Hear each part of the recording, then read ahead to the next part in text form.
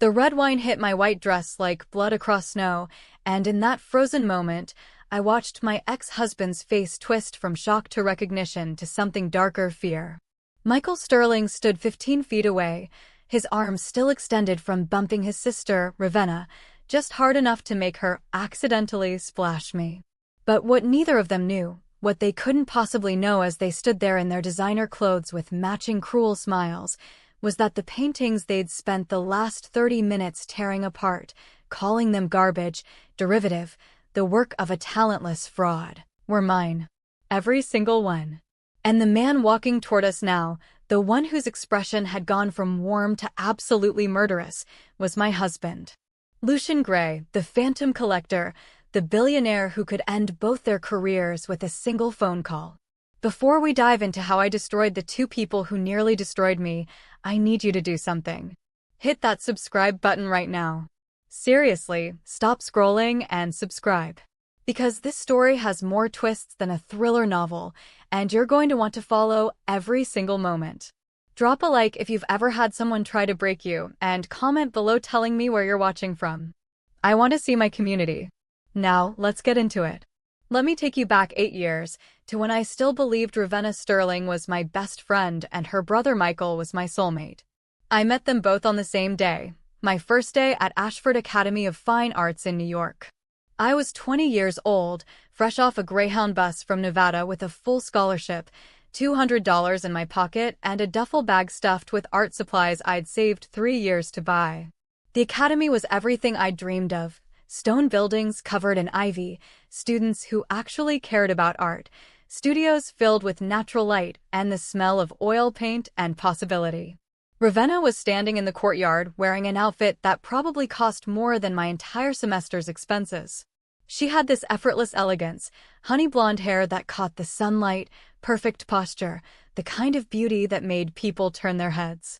Around her clustered other students who looked like they'd stepped out of a fashion magazine, all of them laughing at something she'd said. I was struggling with my bags, trying to figure out which building was the dormitory, when she walked over. "You look lost," she said, but her smile seemed genuine. "First year." "Scholarship student," I admitted, immediately regretting it. I'd already learned that admitting you were poor was basically painting a target on your back. But Ravenna's smile just widened. "Perfect. I need someone real around here. Everyone else is so fake, you know? All trust fund babies trying to look edgy." She gestured to herself. "I know I look like one of them, but I promise I'm different. I'm Ravenna. Ravenna Sterling." "Thea Moreau," I said, shaking her hand. "Moreau. That's beautiful. French. My grandmother was. I never met her though." "Well, Thea Moreau, I think we're going to be great friends." She linked her arm through mine like we'd known each other for years. "Come on, I'll help you find your dorm. And then you absolutely have to meet my brother.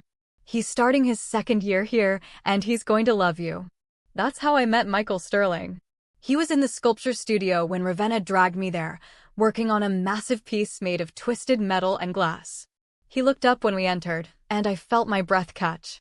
Michael was beautiful in that artistic, slightly dangerous way, dark hair that fell across his forehead, intense gray eyes, strong hands covered in clay dust. He was tall and lean, with the kind of confidence that came from never having been told he couldn't have something. "Michael, this is Thea," Ravenna announced. "She's a painter. Scholarship student." I claimed her first, but you can share. Michael smiled, and it was warm, genuine. "Scholarship? That means you're actually talented, not just here because of Daddy's money." "What do you paint?" "Everything. Portraits mostly. But I want to explore more abstract work, mixed media, stuff that." I trailed off, suddenly self-conscious. "Sorry, I'm rambling." "Don't apologize," Michael said, setting down his tools and walking over. "Passion is attractive. Let me see your hands." "What?" "Your hands. You can tell a real artist by their hands." I held them out, and he took them gently, turning them over. My fingers were stained with paint, calloused from years of holding brushes, scarred from the time I'd worked with palette knives without proper care. "These are artists' hands," Michael said softly, his thumb tracing one of the scars. "Beautiful."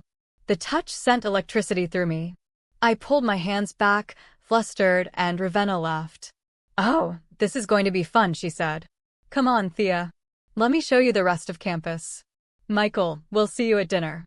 For the next 6 months, the three of us were inseparable.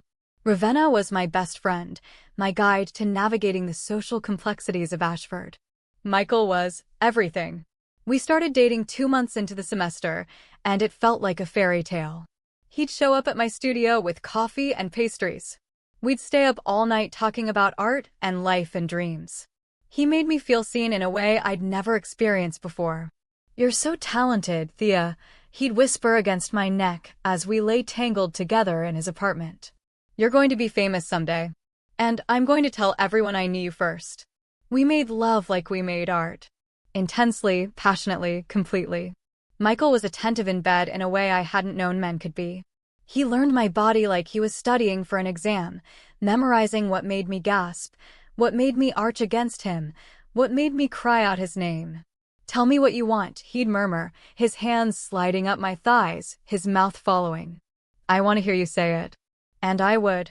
I learned to be bold with him, to ask for what I needed, to lose myself in the sensation of his lips on my skin, his fingers inside me, the weight of him pressing me into the mattress as he thrust deep and slow, making me feel every inch. "God, you're beautiful," he groaned, his forehead pressed against mine. "So beautiful when you come apart for me." Ravenna seemed delighted by our relationship. She'd tease us, but always kindly. She'd cover for us when we snuck away from group projects to steal time alone. She seemed genuinely happy that her two favorite people had found each other. The first crack appeared during our second year. I'd been feeling tired, nauseous. My period was late. Michael and I had been careful, but not perfect. When I took the pregnancy test and saw those 2 pink lines, I felt terror and wonder in equal measure. I told Michael that night. We were in his apartment, and I'd planned this whole speech, but when I opened my mouth, all that came out was, "I'm pregnant." The silence stretched between us like broken glass. "Are you sure?" he finally asked. I took 3 tests. All positive. He ran his hands through his hair, pacing. "This isn't. Thea, we can't have a baby right now. We're in school. We have our whole careers ahead of us." "I know. I'm not saying we have to keep it. I needed to tell you." He stopped pacing, came to me, took my hands. "What do you want?" "I don't know," I whispered. "I'm scared. But Michael, part of me wonders if this could be beautiful. We love each other. Maybe we could make it work." His face softened. "You're right. We love each other. And whatever you decide, I'll support you." "Okay. This is your body, your choice. I'm here." We decided to keep the baby. It was terrifying and exciting and completely overwhelming. We told Ravenna, who squealed and hugged us both. "I'm going to be an aunt," she said. "Oh my God, this is perfect. You two are going to be amazing parents." But 3 weeks later, I started bleeding. Heavy, painful cramps that sent me to the emergency room. Michael drove me, holding my hand the whole way, but I could see something in his eyes. Relief, maybe? Or was I imagining it? The doctor was gentle but matter-of-fact. "You're having a miscarriage." "I'm so sorry."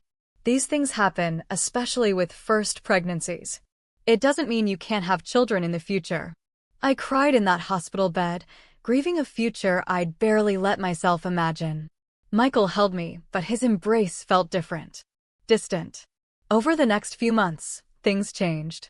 Michael became critical of my work in ways he'd never been before. "This composition is weak," he'd say, standing in front of my canvas. "You're being too sentimental. Art isn't about feelings, Thea. It's about vision." "But emotion is part of vision," I'd argue. "For amateur artists, maybe. But if you want to be taken seriously, you need to grow beyond that." The comments became more frequent, more cutting. And always, Ravenna was there to soften them, to mediate, to make me feel like I was overreacting. "Michael's just trying to help you improve," she'd say. "He sees your potential. That's why he's hard on you." Then came the fertility comments. It started small. Michael mentioning an article he'd read about women with fertility issues. Ravenna casually bringing up her friend who couldn't have kids and how it destroyed her marriage. Little seeds planted that made me start to wonder if the miscarriage meant something darker about my body. "I want you to see a specialist," Michael said one night after we'd made love. Well, after he'd made love to me. It had become more mechanical lately, less about connection and more about I didn't know what. Why? Because I want to know if you can actually have children. Before we get more serious. The words hit like a slap. We're already serious, Michael. We've been together for almost 2 years. I know. And I love you. But Thea, I come from a family with expectations. My parents expect grandchildren. If you can't provide that. He trailed off, but the implication was clear. I saw the specialist. Multiple specialists. They all said the same thing. I had polycystic ovary syndrome. It would be harder for me to get pregnant, but not impossible. With treatment, with time, it could happen. But Michael heard only the word harder. "So you're infertile," he said flatly. "That's not what they said. They said it would be harder, but harder means you probably can't." Jesus, Thea. Why didn't you tell me this before? I didn't know before. He started pulling away. Spending more time at the studio, less time with me. When we did have sex, it felt obligatory, like he was going through the motions. He stopped touching me the way he used to, stopped learning my body, stopped caring about my pleasure. "Can you just hurry up?" he'd say when I took too long to climax. Or worse, "Never mind, let's just finish." The emotional distance became physical distance. He started canceling our dates, forgetting plans we'd made. And always, Ravenna was there with explanations. "He's stressed about his senior thesis," she'd say. "You know how Michael gets when he's working on something big. Just give him space." I gave him space. I gave him patience. I gave him everything I had. The night I found them together, I'd gone to Michael's apartment to surprise him. I had a key. We'd exchanged keys a year ago, a symbol of trust and commitment. I opened the door quietly, planning to sneak in and make him dinner to remind him of what we had. But I heard voices from the bedroom. Michael's voice. And a woman's voice that definitely wasn't mine. I should have left. Should have walked out and spared myself the visual. But something made me push open the bedroom door. Michael was in bed. And the woman beneath him, crying out as he thrust into her, her nails raking down his back, was not a stranger. It was Ravenna. My best friend. His sister. I must have made a sound because they both turned. Ravenna's eyes went wide, but I saw something there before she schooled her expression. Not guilt. Triumph. "Oh my God, Thea," she gasped, pulling the sheet up. "This isn't. We didn't mean for you to see." Michael scrambled off her, reaching for his pants. "Thea, let me explain." "Your brother and sister," I whispered. The words felt thick in my mouth, like I was speaking through cotton. Oh God, We're not blood related," Ravenna said quickly, sitting up. "Michael's adopted. We've always had feelings for each other. This has been going on since before you, Thea. We were trying to protect you." "Protect me?" My voice sounded shrill even to my own ears. "By lying? By letting me fall in love with him while he was sleeping with you." Michael had the decency to look ashamed. "I did love you, Thea. I do. But Ravenna and we have history. We have a connection you could never understand. And honestly," he took a breath, "I can't marry someone who can't give me children. My family expects heirs. Ravenna can give me that. You can't." The room spun. "You're leaving me because I might have trouble getting pregnant?" "I'm leaving you because you're broken," he said, and his voice was so cold it burned. "I'm sorry, Thea. I thought I could overlook it, but I can't. I need a real woman. A whole woman." Ravenna slid out of bed, wrapping the sheet around herself. "We didn't want to hurt you. But honestly, Thea, you had to know this couldn't last. Michael comes from money, from a good family. You're a scholarship student with a broken womb. What kind of future did you think you'd have?" I left. I don't remember walking out of that apartment, but suddenly I was on the street, in the rain, sobbing so hard I couldn't breathe. That should have been the end of it. I should have cut them both out of my life and moved on. But they weren't done with me yet. The rumors started immediately.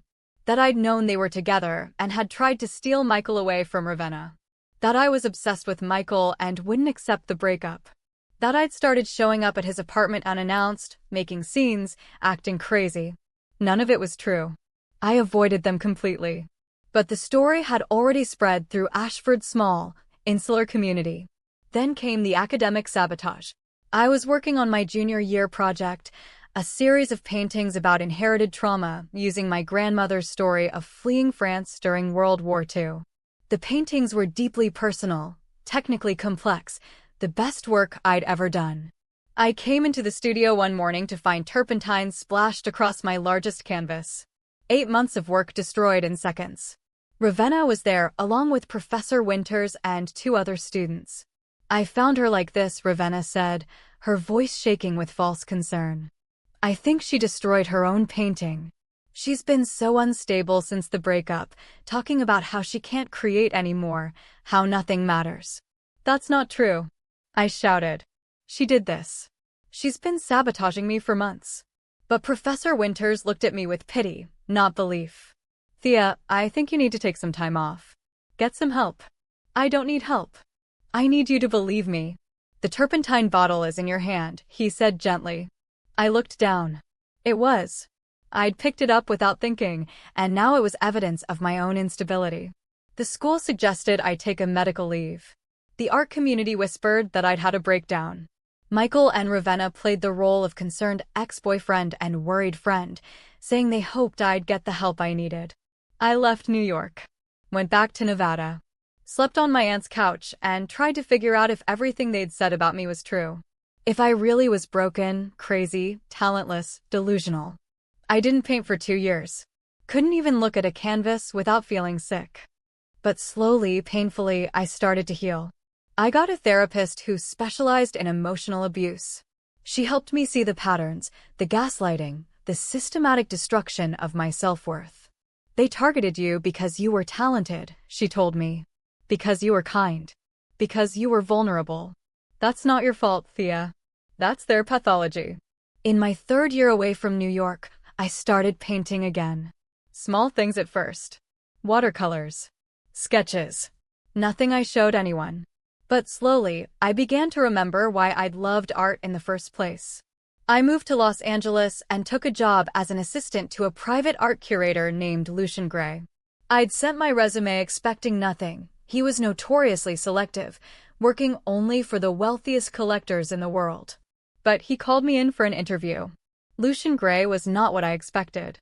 He was 40 years old, tall and elegant with silver threading through his black hair, sharp cheekbones, and eyes the color of smoke.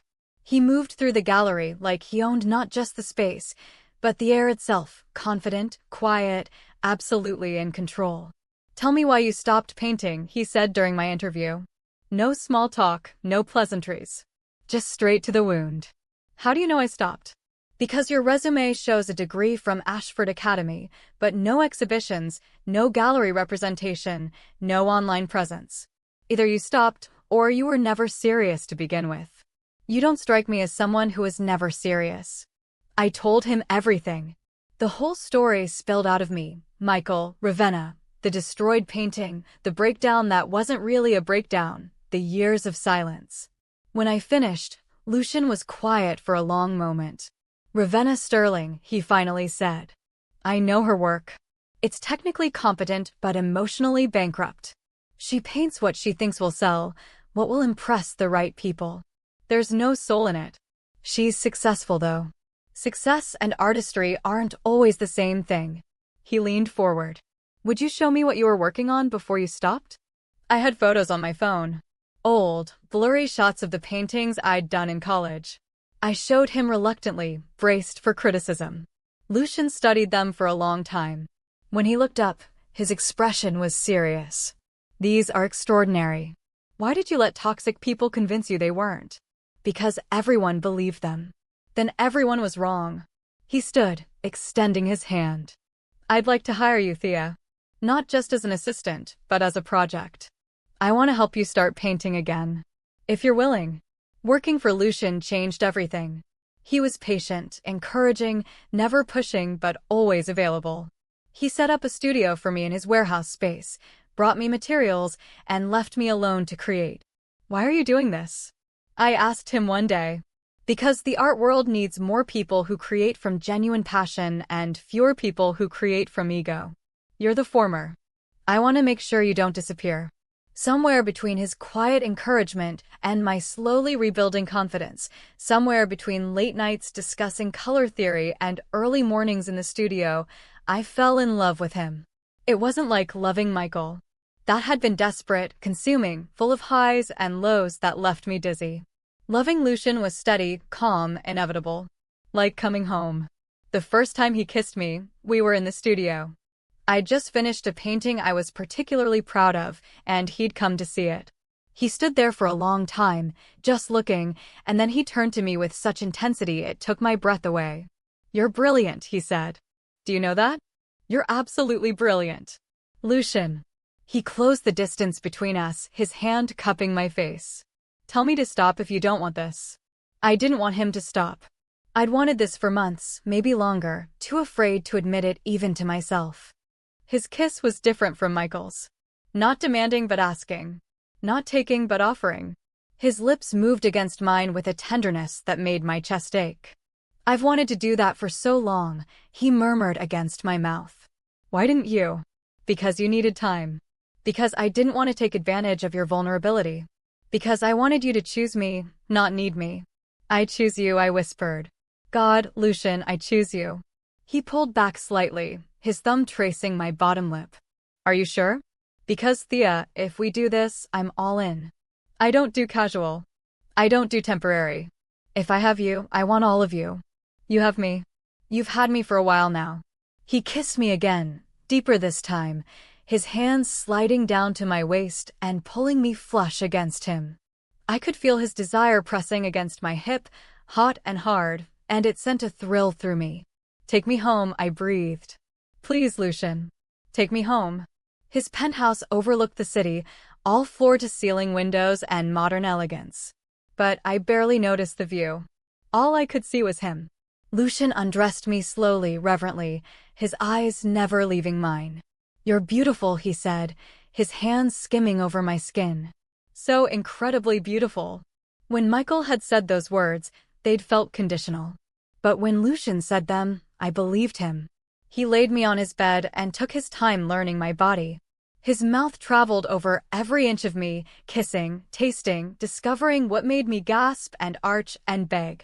He was patient in a way Michael had never been, focused entirely on my pleasure. "Tell me what you need," he murmured, his fingers sliding between my thighs, finding me wet and ready. "You. I need you." He entered me slowly, his eyes locked on mine, watching my every reaction. The stretch was perfect, the fullness overwhelming in the best possible way. "God, you feel amazing," he groaned, his forehead pressed to mine. "So perfect. Like you were made for me." We moved together, finding a rhythm that felt both ancient and brand new. He touched me like I was precious, like I mattered, like my pleasure was as important as his own. When I came apart beneath him, crying out his name, he followed me over the edge, groaning into my neck as he pulsed inside me.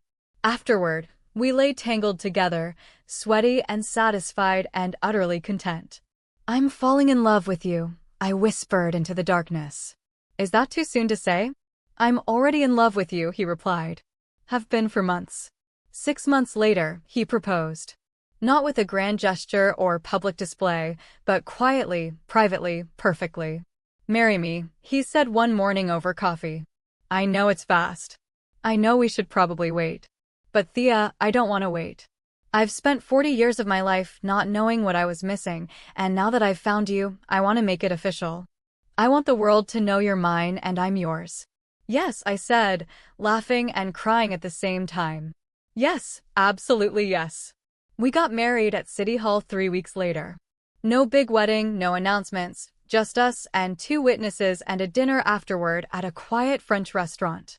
On our wedding night, Lucian carried me across the threshold of his penthouse, our penthouse now, and made love to me with a passion that left me boneless and breathless. "My wife," he murmured against my skin. God, I love saying that. "My wife." After we were married, Lucian sat me down with a serious expression. I need to tell you something about my work, he said. I'm not just a curator. I'm also a collector. One of the largest private collectors in the country.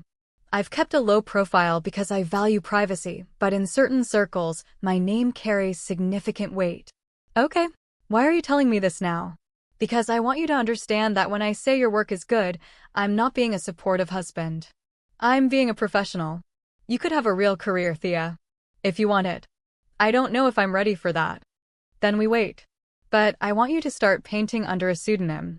Not your full name. Not yet. Build a body of work. Let it speak for itself. So I did. For the next year and a half, I painted as S.M. Rivera, my middle names, Sophia Marie, and my grandmother's maiden name. And Lucian was right. Without the pressure of my name attached, without the ghost of Ravenna's voice in my head, the work flowed. Lucian showed pieces to select collectors, never mentioning he knew the artist. People responded. They wanted to buy. They wanted more. Within a year, S.M. Rivera had a quiet, serious following in the contemporary art world. Then I got pregnant. I'd been so afraid to hope, so convinced my body would fail me again. But there it was, a positive test, then another, then a doctor's confirmation. I was pregnant. 8 weeks along and everything looked healthy. We're having a baby, I told Lucian, and watched his face transform. Are you serious? Thea, are you? He couldn't finish the sentence. He just pulled me into his arms and held me so tight I could barely breathe. I love you. God, I love you so much. Thank you. Thank you for this. The pregnancy was smooth. I felt good, kept painting, kept falling deeper in love with my husband as I watched him research parenting books and assemble cribs with the same focused intensity he brought to everything. At 8 months pregnant, Lucian opened a new gallery space in Manhattan. Not his name on it, just a curator's project, but it was his baby in a lot of ways. The opening exhibition was a group show featuring several emerging artists, including a large installation by S.M. Rivera. You don't have to come if you don't want to, Lucian said the week before the opening. I know New York has bad memories. I want to go, I said. And I meant it. I wasn't that scared girl anymore. I was Thea Gray, married to a man who loved me, pregnant with our daughter, and secretly one of the most talked about emerging artists in contemporary art. Ravenna and Michael Sterling couldn't touch me anymore. Except I'd forgotten that some people are addicted to cruelty. They can't stop themselves, even when they should. The gallery was packed when we arrived. Beautiful people in beautiful clothes, champagne flowing, my paintings on the walls looking better than I'd ever imagined. Lucian held my hand as we moved through the space, introducing me as his wife, not as the artist. That secret was still mine to keep.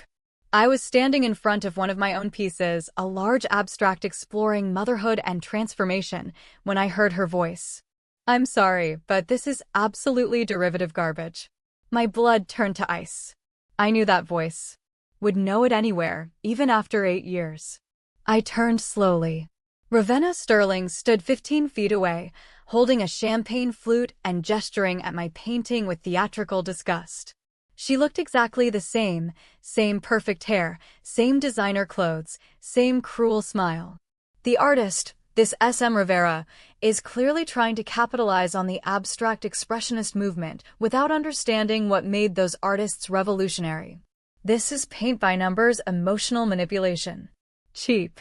Obvious. Amateur. A crowd had gathered, drawn by her confident voice. And next to her, standing close enough that their shoulders touched, was Michael, my ex-husband. The man who'd called me broken and infertile and worthless. Michael looked older, harder around the edges. But his eyes were the same, cold, assessing, always calculating what he could take. Ravenna's right, he added, his voice carrying. This whole show is very trendy right now, but in 10 years, no one will remember these names. There's no substance here. Just pretty pictures for rich people who don't actually understand art. Someone in the crowd shifted uncomfortably. I actually really like this piece. Ravenna's laugh was sharp. Of course you do. That's what makes it so insidious. It's designed to be liked, to be accessible. Real art challenges you. This just wants to be pretty and approved of. She took a step closer to the painting. It reminds me of this girl I went to art school with. Thea something. She was always so desperate for validation. She'd paint whatever she thought people wanted to see. No backbone. No real vision. I heard she had a complete breakdown and left the art world. Probably for the best. The crowd had gone very quiet now. Some people looked uncomfortable. Others looked intrigued, probably already composing social media posts about this drama. Although Ravenna continued, examining the painting more closely. Looking at this, I wonder if she's back under a fake name. This has that same desperate quality her work always had. That same please love me energy. Michael moved closer, studying the signature. S.M. Rivera. Could be her. Thea's middle names were Sophia Marie, I think. And she was always obsessed with her grandmother's stories from France. Rivera was the grandmother's name, wasn't it? Ravenna's eyes widened with false realization. Oh my God, you're right. This probably is her. That's so sad. She's still trying to make a career happen, still painting under a fake name because she knows her real name is poison. Everyone remembers the breakdown. I felt Lucian's hand tighten on mine. Felt him start to move forward. But I stopped him with a gentle pressure on his arm. I don't think desperation means what you think it means, I said clearly. Ravenna turned, and I watched her eyes travel over me. The expensive maternity dress. The confident posture. The very obvious 8-month pregnant belly. I saw confusion flicker across her face, then recognition, then something close to panic. Thea, she said. Thea Moreau? Michael's head snapped toward me, his face draining of color. Gray now, actually, I said, smiling. I got married. But yes, it's me. And I have to say, Ravenna, your artistic critique is as insightful as ever. The crowd had gone completely silent now. Every phone in the room was out, recording. What are you doing here? Ravenna asked, recovering slightly. Last I heard, you were in Los Angeles working some menial job. I work in art curation now. For my husband, actually. I glanced at Lucian, who was watching both Ravenna and Michael with an expression that could freeze fire. Ravenna's eyes followed my glance, and I saw her take in Lucian for the first time. Really take him in. The expensive suit. The quiet authority. The way everyone in the room seemed to orbit around him. And you are? Ravenna asked Lucian, but her voice had lost some of its confidence. Lucian Gray, he said simply. I own this gallery. And several others. I'm also one of the largest private collectors in the country. The color drained from Ravenna's face. Lucian Gray. The Phantom Collector. Some people call me that. Michael found his voice, stepping forward. Thea, you married Lucian Gray? Congratulations. I'm genuinely happy for you. Are you? I tilted my head. Because 8 years ago, you told me I was broken and infertile, and that no real man would ever want me. Looks like you were wrong. I never said that, Michael protested, but his eyes were darting around the room, seeing all the phones recording. You did. Almost word for word. Right after I walked in on you fucking your not actually sister. Gasps rippled through the crowd. Ravenna's face went crimson. That's a lie, she hissed. You've always been delusional, Thea. Everyone at Ashford knew you were unstable. I have texts, I interrupted. From both of you. From the year after I left New York. Texts where you admitted what you did, where you laughed about destroying my thesis work, where you congratulated each other on handling the Thea problem. I kept them. Every single one. This was a bluff. I deleted those texts years ago during therapy. But they didn't know that. Michael and Ravenna exchanged a look, and I saw panic flicker between them. We were young, Michael said finally. We made mistakes. But Thea, you're successful now. You're married. You're having a baby. Why bring up ancient history? Because, I said calmly, you spent the last 20 minutes tearing apart S.M. Rivera's work. Calling it desperate and amateur and derivative. And I wanted you to know, before you leave this gallery, exactly who S.M. Rivera is. Ravenna's face went from red to white. No. That's not. You're lying. I'm not. I pulled out my phone, opened my photos, and showed them an image of me in my studio standing in front of the very painting Ravenna had just criticized. S.M. Rivera is me. Sophia Marie Rivera, my middle names and my grandmother's maiden name. Every painting in this gallery that you've been tearing apart for the last half hour, I made them. All of them. The silence in the room was absolute. You could have heard a pin drop on the marble floor. Ravenna stared at the photo, then at me, then at the painting. Her mouth opened and closed like a fish gasping for air. "That's impossible," she finally whispered. "You don't paint anymore. You had a breakdown." "Everyone knows. Everyone knows the story you told them," I interrupted. "The story you carefully constructed to destroy my reputation so thoroughly that I'd never be able to compete with you. But here's the thing, Ravenna. I'm not competing with you. I never was. I was just trying to make art. And it turns out, when you're not in my head telling me I'm worthless, I make pretty good art." Michael stepped forward, and I saw calculation in his eyes. He was already trying to figure out how to spin this, how to make himself look better. "Thea, I think we need to talk privately." "No." Lucian's voice was quiet, but absolute. "You don't get to talk to my wife privately. You don't get to talk to her at all unless she wants you to. And from where I'm standing, she said everything she needs to say." "I'm just trying to apologize," Michael said, his voice taking on that wounded tone I remembered so well. "I made mistakes when we were young. I hurt her. I own that. But I've changed." "Have you?" I asked. "Because 5 minutes ago, you were standing here mocking work you didn't know was mine, calling it derivative and desperate. That doesn't sound like a changed man, Michael. That sounds like the same cruel person who told me I was broken and worthless and no real man would want me. I was young and stupid," he protested. "I didn't understand how much I was hurting you. You understood perfectly. You and Ravenna both did. That's why you targeted those specific wounds. That's why you made sure everyone at Ashford believed I was crazy. You needed me destroyed because you knew, both of you knew, that if I ever found my confidence, I'd surpass you both." Ravenna found her voice, and it was sharp with defensive venom. "That's ridiculous. You think we were threatened by you? Thea, you were a scholarship student with no connections and mediocre talent at best. We helped you. We tried to manage your expectations so you wouldn't be crushed when the real world rejected you. If anything, we were being kind." "Kind," I repeated softly. "You destroyed my thesis work and then convinced everyone I'd done it myself. You spread rumors that I was mentally unstable. You stole Michael from me, or wait, he was never really mine, was he? You were sleeping with him the entire time. We're not blood related," Ravenna snapped. "What Michael and I have is none of your business." "You're right. It's not my business. I stopped caring about what you two do years ago. But you made it my business again when you showed up at my husband's gallery and spent half an hour publicly tearing apart my work. That's when it happened."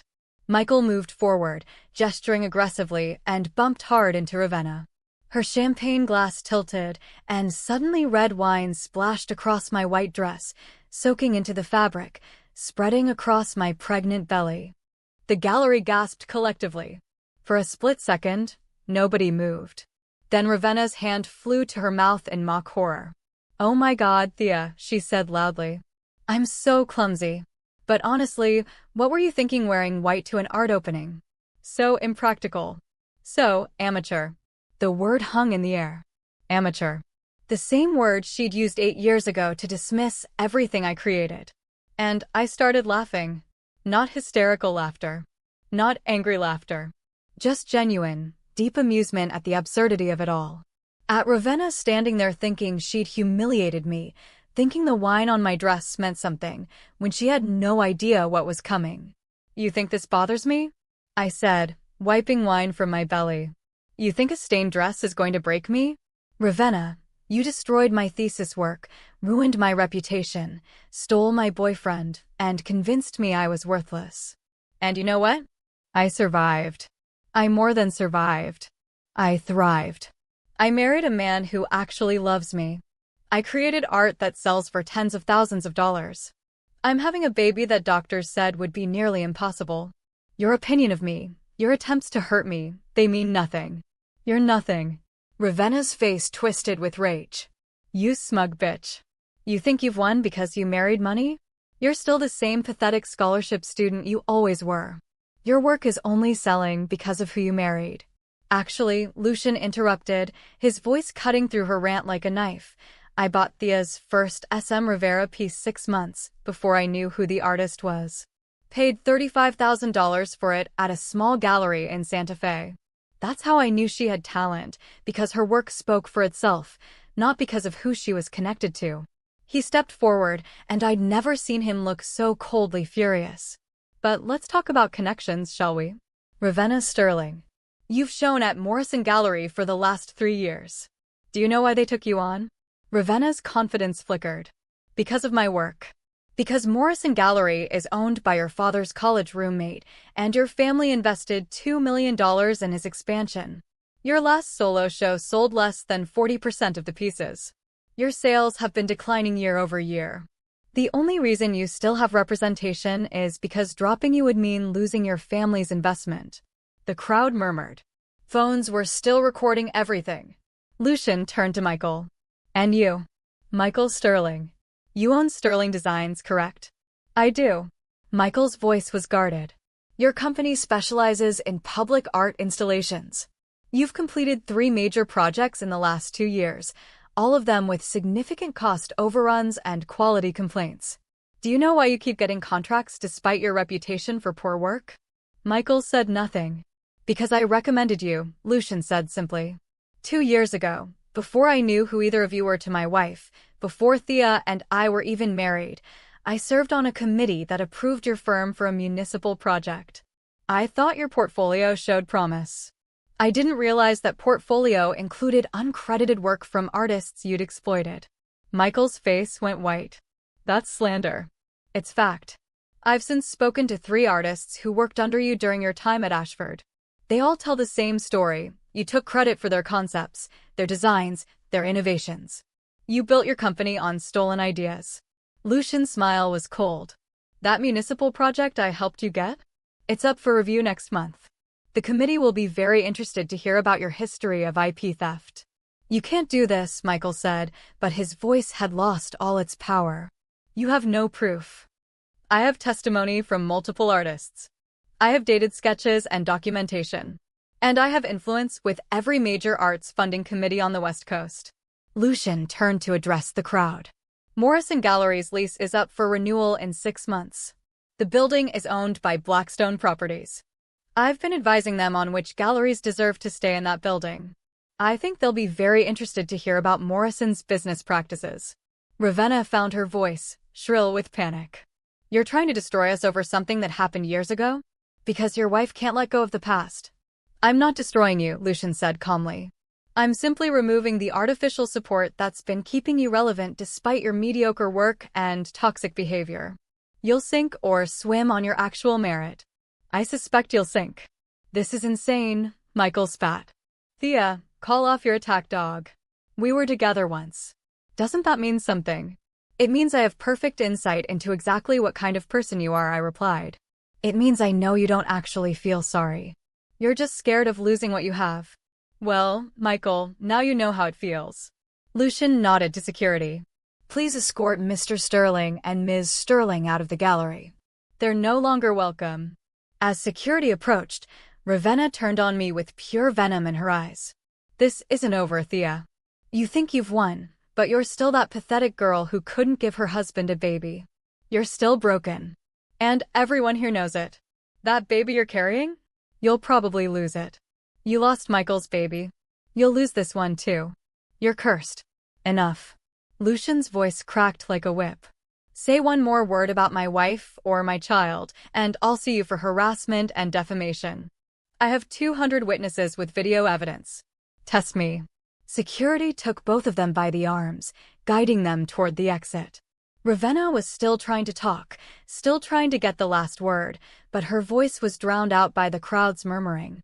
Michael looked back once, his eyes finding mine. I saw fear there, and anger, and something that might have been regret.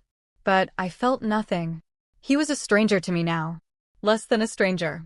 After they were gone, the gallery erupted into conversation. People surrounded me, asking if I was okay, offering support, wanting to hear more of the story. Lucian fielded most of it, his arm protectively around my waist. Mrs. Gray needs to rest, he told the crowd firmly. It's been an eventful evening. Thank you all for your support. He led me to a private office in the back of the gallery, helped me out of the wine-soaked dress, and wrapped me in his jacket. "Are you okay?" he asked, kneeling in front of me, his hands gentle on my belly. "Is the baby okay?" "We're fine. Both of us." I ran my fingers through his hair. "That was intense. I'm sorry. I know you didn't want me to destroy them. But Thea, they attacked you in public, humiliated you, said horrible things about our child." I couldn't let that stand. "I know. And honestly, it felt good. Not the revenge part, but the standing up for myself part. The not running away part." He pressed his forehead to mine. "You're the strongest person I know." "I don't feel strong. I feel shaky and emotional and like I might throw up." "That's the pregnancy hormones. And the adrenaline. Come on, let's get you home." If you're still watching, drop a comment and let me know what you think. Have you ever had to face someone who hurt you? How did it feel? Hit that like button and subscribe because this story is far from over. The real consequences are just beginning. The video went viral overnight. "Real artist confronts fake critics who destroyed her career" was trending on every platform. The footage was everywhere, Ravenna calling my work garbage, me revealing I was SM Rivera, Lucian's cold takedown, the wine on my dress, Ravenna's cruel comment about my baby. The internet was unanimously on my side. This is the most satisfying thing I've ever watched. Imagine being so insecure you have to destroy someone's life, and then years later not even recognize their talent. The husband stepping in like that? That's true love. That's a man who protects his woman. Ravenna's face when she realized she'd been trashing Thea's work? Priceless. That comment about the baby was unforgivable. She deserves everything that's coming. By morning, major art publications were covering the story. Art Forum published a piece titled "The Hidden Cost of Art World Gatekeeping." Hyperallergic ran an investigation into Morrison Gallery's nepotistic practices. The New York Times covered it in their arts section, interviewing several artists who'd had similar experiences with Ravenna and Michael. Lucian made his 3 strategic phone calls. The first was to the Ashford Academy of Fine Arts. "I'm calling regarding some concerning patterns of student treatment during the 2015 to 2016 academic year. Several former students have reached out with similar stories of sabotage, credit theft, and psychological manipulation. I think it warrants investigation." The second was to the Municipal Arts Committee reviewing Michael's contract. "I need to flag some concerns about Sterling Designs. I've received testimony from multiple artists about intellectual property theft and misattribution of work. I think you should investigate before renewing their contract." The third was to his network of collectors and gallery owners. "Not threats, just information. I wanted you to be aware of some concerning patterns I've noticed in the contemporary art market. Artists being exploited, work being misattributed, toxic environments being protected because of family money. I think we all have a responsibility to hold each other to higher standards." None of it was revenge. All of it was truth. But truth, it turned out, was devastating. Within a week, Ashford announced a formal investigation into academic misconduct during the 2015 to 2016 period. For other former students came forward with stories nearly identical to mine, Ravenna taking credit for their work, spreading rumors about their mental health, sabotaging their opportunities.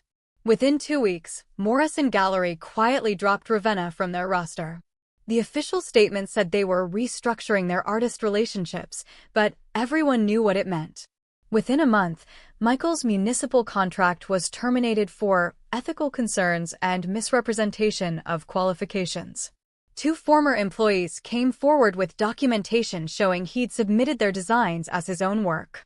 Ravenna tried to fight back. She gave tearful interviews claiming she was being cancelled by a vindictive ex-friend who couldn't handle her success. She hired a PR firm. She posted long statements on social media about artistic freedom and not letting others dictate her truth. None of it worked. The evidence was too clear, the pattern too obvious, the witnesses too numerous. Michael tried a different approach, sudden humility and public apologies. He posted a video acknowledging his past mistakes and claiming he was committed to growth. He reached out to artists he'd exploited, offering vague apologies and promises to make things right. But the art world has a long memory. Once your reputation is destroyed, it's almost impossible to rebuild. Through all of this, I kept painting. My real name was public now, and the story behind SM Rivera had only increased interest in my work. But I tried to keep the focus on the art itself, not the drama. Our daughter, Paloma, was born on a Tuesday afternoon in September. 7 pounds, 2 ounces of perfect, screaming baby girl. Lucian cried when he held her, actual tears streaming down his face. "Thank you," he whispered, kissing both of us. "Thank you for her. Thank you for trusting me. Thank you for being brave enough to create again." "Thank you for seeing me," I replied. "For seeing my work when no one else would." When we left the hospital 3 days later, there were flowers waiting from people I'd never met. Artists who'd read my story and wanted me to know I wasn't alone. Gallery owners who wanted to work with me.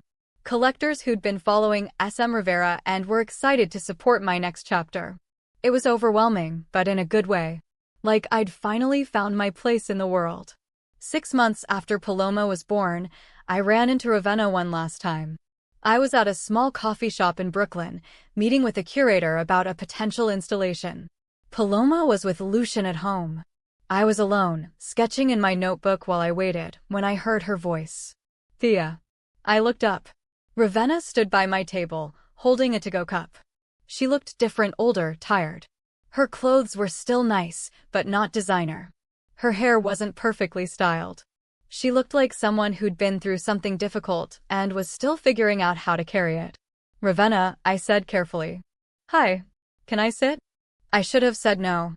Should have told her to leave me alone. But something in her face made me curious. "Okay." She sat down, not meeting my eyes. For a long moment, neither of us spoke. "I'm sorry," she said finally. "For everything. For what I did in college. For the gallery. For all of it." "Why? Why am I sorry? Why did you do it?" I never understood. "What did I do to you?"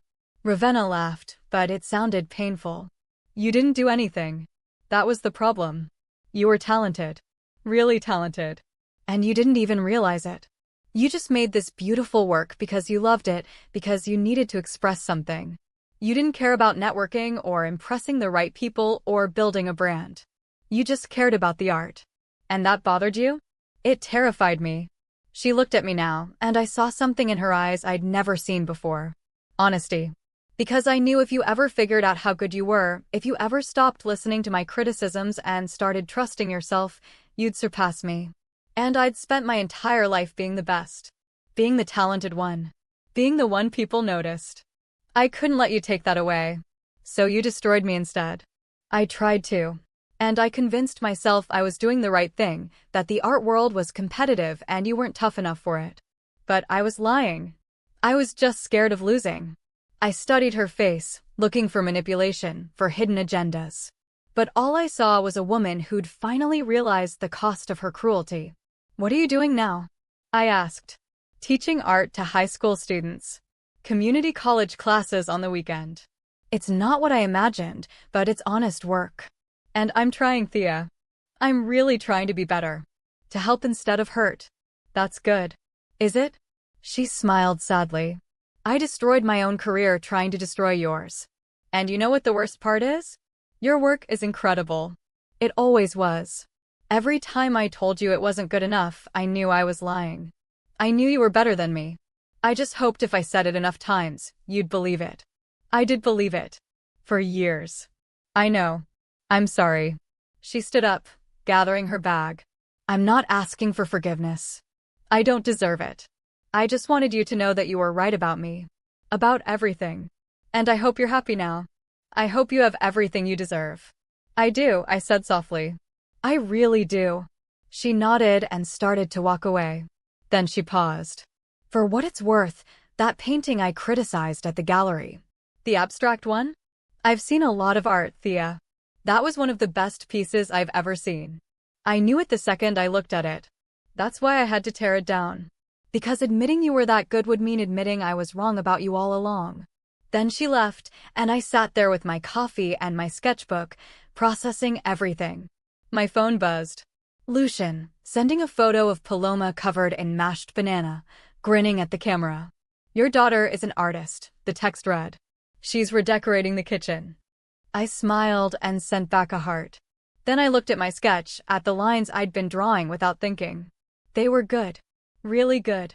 Not because someone else validated them, but because I'd finally learned to trust my own vision. 2 years later, I had my first major solo show at the Guggenheim. It was everything I'd dreamed about in college and more.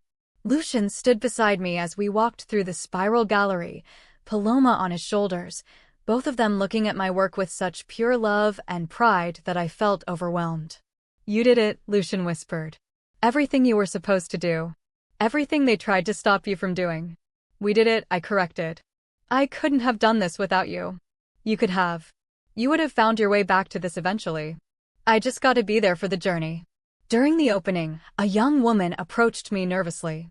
She couldn't have been more than 22, wearing paint-stained jeans and carrying a worn portfolio. Ms. Gray? I'm sorry to bother you, but I read about what happened with Ravenna Sterling. About how she sabotaged your career. And I just wanted to say thank you for speaking up.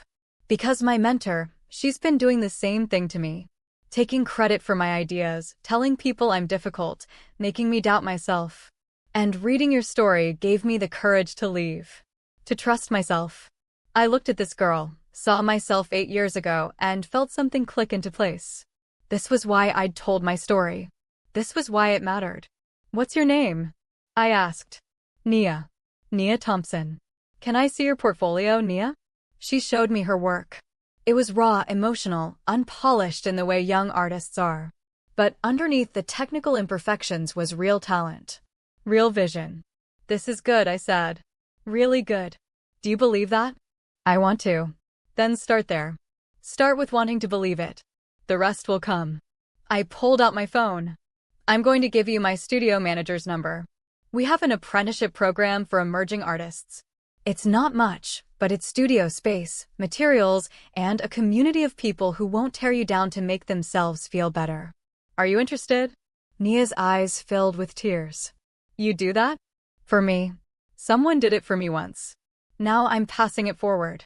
After the opening, after all the collectors and critics and photographers had left, it was just Lucian, Paloma, and me standing in the empty gallery surrounded by my paintings. My work. My voice. My truth, finally visible to the world. Are you happy? Lucian asked, his arm around my waist. I'm happy, I said, and I meant it. Not because Ravenna lost everything. Not because I won. But because I finally figured out that success isn't about proving other people wrong. It's about proving yourself right. Paloma reached out from Lucian's shoulders, her tiny hand touching one of my paintings. Mama, she said, one of her first clear words. Pretty. Yes, baby, I whispered, tears in my eyes. It is pretty. And you know what? I made it. All by myself. Nobody gave it to me. Nobody let me do it. I just trusted myself and I made it. That's the lesson I wanted my daughter to learn. Not that revenge is sweet, or that karma is real, or that bad people always lose. But that your own voice, your own vision, your own truth is worth fighting for. Even when everyone tells you you're wrong. Even when someone you trust tries to destroy you. Even when you spend years doubting yourself. You keep going. You keep creating. You keep trusting that the light inside you is real, even when the world tries to convince you it's darkness. Ravenna and Michael tried to break me, but broken things can be rebuilt into something stronger. And sometimes, if you're really lucky, someone comes along who sees the cracks not as flaws, but as places where the light gets in. Lucian was that person for me. But more importantly, I learned to be that person for myself. 3 years after the Guggenheim show, I started a foundation supporting artists who'd experienced sabotage, discrimination, or systematic exclusion from the art world. We provided studio space, materials, mentorship, and most importantly, community. A place where your voice mattered more than your connections. Where your work spoke louder than your background. On the opening day of our foundation's first gallery show, featuring 20 artists who'd all been told they weren't good enough, I gave a speech. My name is Thea Moreau-Gray, I said to the crowd. And 8 years ago, someone I trusted told me I had no talent. Told me I was delusional for thinking I could make art that mattered. Told me I should give up and do something I was actually suited for. I paused, looking out at all the faces. Artists, collectors, students, people who'd been told similar things and kept going anyway. I believed her. For years, I believed her. And I almost let that belief destroy me. But here's what I learned. Other people's opinions of your art, of your talent, of your worth, those are just opinions. They're not facts. They're not truth. They're just one person's perspective, filtered through their own insecurities and fears and agendas. The only opinion that matters is yours. The only voice that matters is yours. And if you have something to say, if you have something to express, if you have light inside you that needs to come out, then you owe it to yourself to let it out. No matter who tells you to stay quiet. No matter who tries to convince you you're not good enough. Because you are good enough. You've always been good enough. You just need to believe it. The applause was deafening. But more importantly, I saw tears on faces. Saw artists nodding. Saw recognition in their eyes. The recognition that someone understood, that they weren't alone, that their struggle mattered. After the speech, dozens of people wanted to talk to me, to share their stories, to thank me for speaking up. And I listened to every single one. Because I remembered what it felt like to be invisible, to be dismissed, to be told your voice didn't matter. Never again. Not for me, and not for anyone I could help. That night, lying in bed with Lucian beside me and Paloma asleep in her room down the hall, I felt something I'd spent years searching for. Not happiness, exactly, though I was happy. Not success, though I'd achieved more than I'd dreamed. But peace. Real, genuine, soul-deep peace. Ravenna Sterling and Michael Sterling had tried to destroy me. But in trying to destroy me, they'd taught me the most important lesson of my life, that I was stronger than anyone's opinion of me. That my worth wasn't determined by external validation. That my voice mattered because it was mine, not because someone else approved it. And that, more than any gallery show or critical acclaim or career success, was the real victory. If you made it to the end of this story, thank you for being here with me. If it resonated with you, if you've ever been told you weren't good enough by someone who was supposed to support you, I want you to know something. They were wrong. You are enough. You've always been enough. And your voice, your vision, your truth deserves to be seen and heard and celebrated. Hit that subscribe button if you want more stories about overcoming the people who tried to hold you back. Drop a like if this touched something in you. And comment below with your own story. I want to hear from you. Tell me where you're watching from, and if you've ever had to stand up to someone who tried to break you. Because we're not alone in this. We never were. Until next time, keep creating. Keep believing. Keep trusting that the light inside you is real. Because it is. It always was. See you in the next story.